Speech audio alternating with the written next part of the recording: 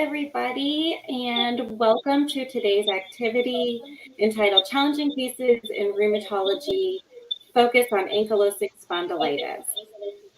My name is Carrie Beach. I'm in a room, I can hear myself. Yeah.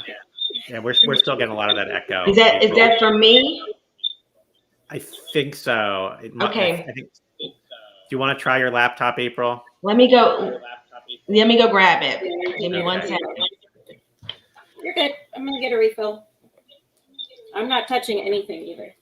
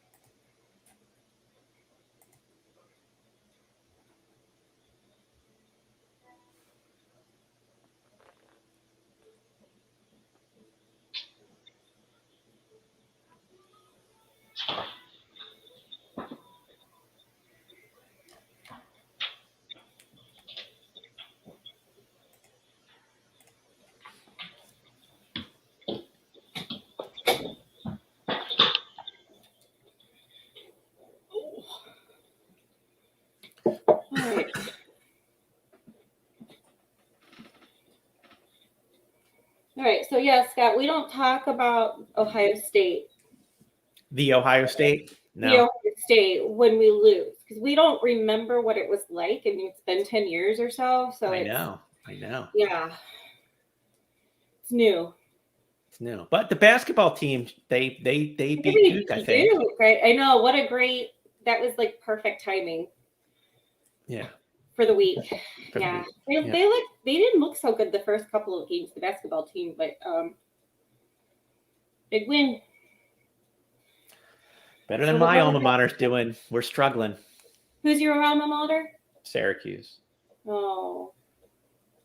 Yeah, you know what though? Basketball's so tricky. There's so many games, and it's a long season. It's a very long season. We're very early into it.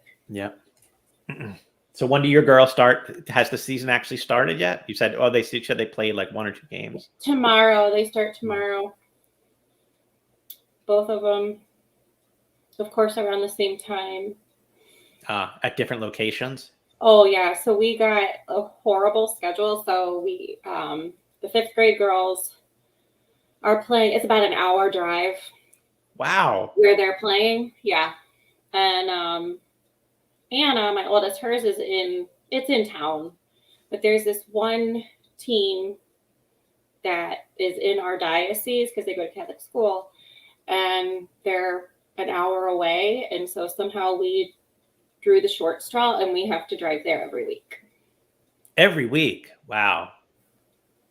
Ouch. That stinks. An hour. And her game's at 9, and I'm like, he'll be all right. Now, I remember when I was my first job out of college, I was in a town called Yuma, Arizona, which is tucked away in a corner of the state, and it's 3 hours from. So there were 3 public high schools, but those schools were 3 hours away from the nearest other schools. Oh my God. It was always like a big battle to see which other schools would get stuck in their conference, because it was, because it was a 6-hour round trip bus ride to play anything with these schools. Wow. I won't complain then about an hour. Yeah. Yeah. I mean, for the kids in these schools, they were having to drive to Phoenix, Tucson, like every week. So it sucked. It really sucked. It's just, we have like so many schools right here.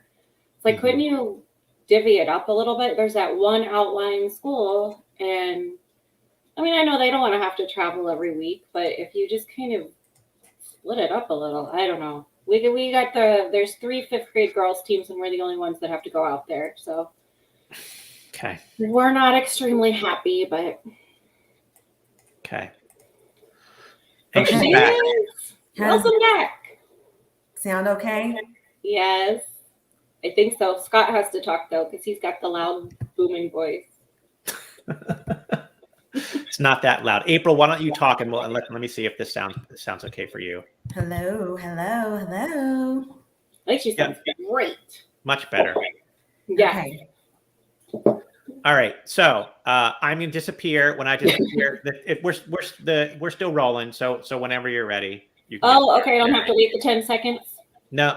Just give me like 2 seconds just to just disappear and move the cursor out of the way, and then you can get started. Okay.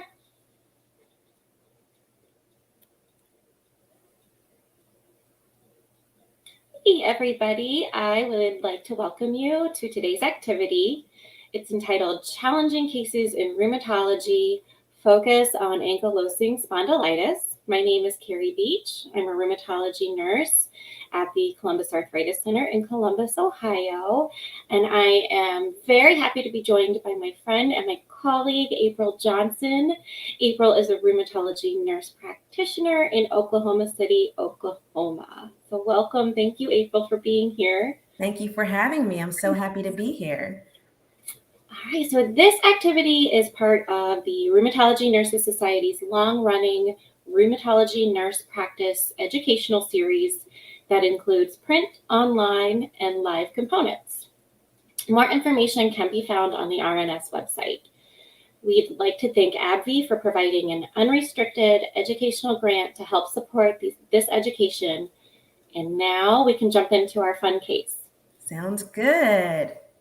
Okay, so we have a 20-year-old male was referred to our clinic by his PCP. He had a complaint of low back pain since high school. States he has limited range of motion and restricts his activity due to pain. He actually quit. He was a soccer player and quit his soccer team in 10th grade and hadn't participated in any organized sports since then. So his pain, he improves with stretching. He had used celecoxib in the past and was currently taking either ibuprofen or naproxen as needed, but states that he takes it very, very intermittently. He has a family history of what his mother reported. His paternal grandfather had significant restriction of spinal range of motion. So no definite diagnosis, but she did note that, that was a problem that she had seen. On physical exam, his Schober's test increases only 3 centimeters and occiput to wall was normal. He had tenderness along his bilateral SI joints. And the x-ray that his PCB had done showed possible fusion in his SI joints. They did do a lumbar spine MRI, which was normal. So, April, what do you suspect is going on with this patient? This patient looks like he has an inflammatory back disease. And with his Schober's test, I would suspect ankylosing spondylitis, especially with the possible fusion of the SI joints and the restriction in the range of motion. And what labs would you order? On this patient, I would order a test called an HLA-B27, which is typically positive in those patients that have ankylosing spondylitis. I would also order other baseline antibodies to check for other autoimmune diseases. I check for baseline CBC to look at the blood count for signs of inflammation. I'd also look at complete metabolic panel for to look at the kidney function, liver enzymes, just in case we need to start him on higher doses of NSAIDs.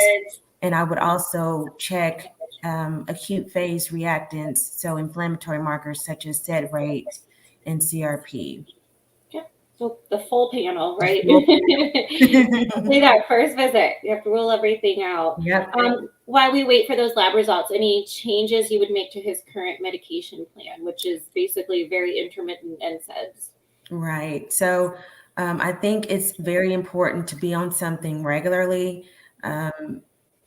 With him being 20 years old, he probably got pretty healthy kidneys. So I would put him on a stronger anti-inflammatory for now and have him take it regularly to see how he responds to that. Yeah, agreed. And anything else you would emphasize from an educational perspective at this particular visit? I would go a little bit more in detail in regards to what spondyloarthritis looks like and the different types of spondyloarthropathies. And maybe just go a little bit more detail into his history to make sure it's not another one or there's some overlap in disease. I would also educate him on other ways to control his pain and to improve his range of motion, stiffness, and encourage him to stay active. Yeah. And I think that's, a big part of the problem was he hurt, so he stopped doing things. Right. So that's definitely an education gap that needed to be discussed. Absolutely. So next up, so what we did actually is we did start him on piroxicam, 20 milligrams. We advised him to take it daily. And then we saw him back in 4 weeks. So at that 4-week follow-up, we went over lab results. So CBC, CMP, hepatitis panel, rheumatoid factor were all within normal limits.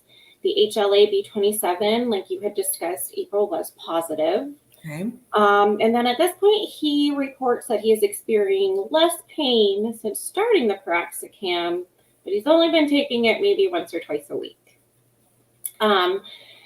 Mom comes with him still to his visit. She is a nurse, actually, come to find out. And so she reports that he remains very guarded and still has limited range of motion. So he's kind of telling me, like, I'm okay, I'm a little bit better. She had a little different perspective. So what we did next was we again encouraged him to take the daily dose of the piroxicam to see if that helped with his range of motion. And then follow-up planned for 3 months. However, we did encourage him, if he did experience more pain at any point, to call and we would get him in sooner and talk about maybe starting a different medication. So 3 months later, he comes in. This point, he says he doesn't have any pain. He's not experiencing any pain and has been taking the piroxicam daily. But he still doesn't have full range of motion and was somewhat limited in his participation in some activities. He does not want to start any other medications. We started talking about different stronger medications than NSAIDs, and he was not interested. So at this point, we said, let's try some PT, see if that helps with his range of motion, and then again, follow up in 3 months. So how do you address, obviously he seemed to be downplaying his symptoms. How do you address patients that you have experience with this? I think it's important to really get to know the patient well and ask them questions about their fears and some of their goals regarding their treatment. Maybe they don't quite understand what the disease is and how it's going to progress in the future. And so just doing a little bit more education on what the disease is and how this is going to affect his life, not only now, but in the future, may help him to be a little bit more serious about starting treatment or recognizing that this is a chronic disease and it's not going to go away. Agreed. I think that's, huge, that we need to let these patients know that this is what you can expect 5 years, 10 years down the line. I don't, a 20-year-old probably doesn't really, they're not thinking that far ahead. Right, exactly. And so would you encourage this patient to try more aggressive treatment other than NSAIDs? I would. I think that because he's already having symptoms, obviously, since the 10th grade, it's better to start on aggressive treatment now so that we can preserve his quality of life and prevent any future damage to his spine. Right. And so the sooner the better. Mhm. And then that also decreases the risk of other comorbidities occurring later on down the road as well. Absolutely. And we kind of touched on it, but what information, if any, would you share about other treatment options that you needed? I'd make sure to put in there other non-pharmacological interventions. Mhm. I like the idea of doing physical therapy, but there's other treatments that he can look into if he's into alternative medicine, or even water therapy, massage Mhm. therapy, Mhm. um, acupuncture. There's several things that he can do if he's worried about taking a more aggressive approach. We can at least get him on multiple therapies to help improve his range of motion, pain, and quality of life. Yeah, absolutely. I agree. So, unfortunately, he did not come back to the office for 4 years. He graduated from college, didn't have insurance. So he just felt, he probably couldn't afford a visit, or, he didn't have insurance. So that's a big deterrent. Um, he did see his PCP and was again referred back to us.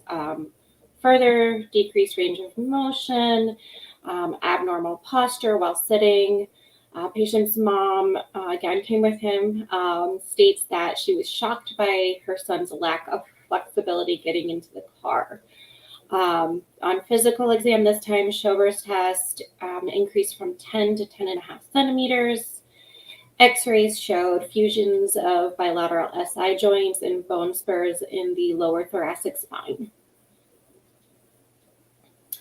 So we tried a different NSAID. We decided to go with a Totalac 400 milligrams BID. And patient apparently, I think at this point, was convinced that he needed something more than just the NSAID. So we went over all the options with him, and he agreed to. We started the pre-cert process for infliximab, and he was agreement with that.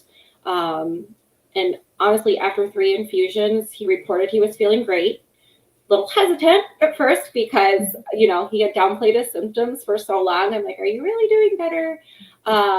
But he's such a great success story. He has actually been on infliximab, well controlled, more than 10 years. Actually just got married, had a baby. He's doing great.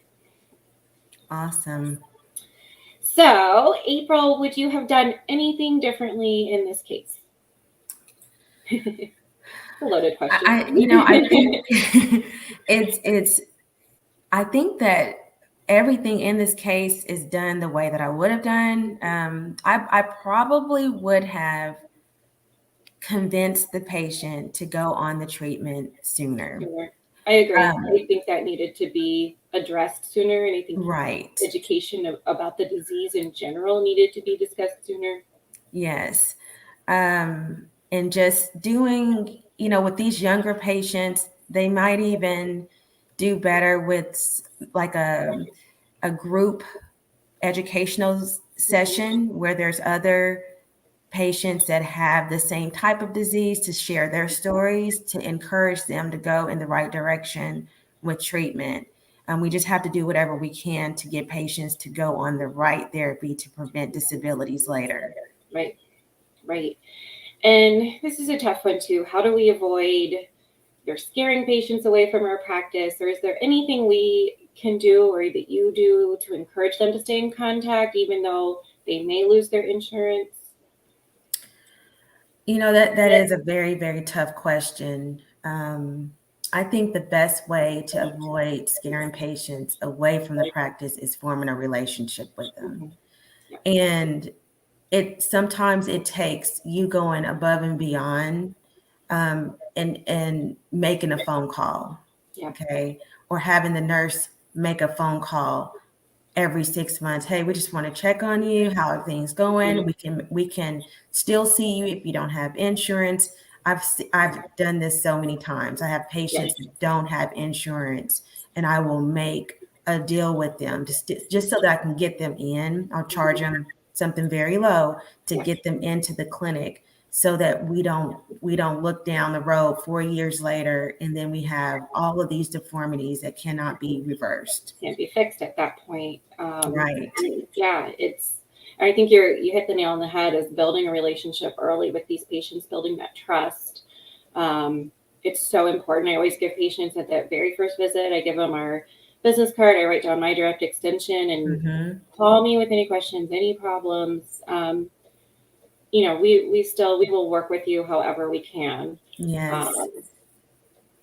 So yeah, but this was thankfully a successful case. They're not all that. They're not all like that. They're not all like that. No, they're not. Yeah. Well, thank you everybody for watching. To receive ANCC credit hours for this activity, please complete the short post-test and evaluation by clicking the advance button. Keep an eye out for further RNS educational activities in the near future. And thank you again, April, for being with me today. Absolutely. Thank you. Thanks, everyone. Bye-bye.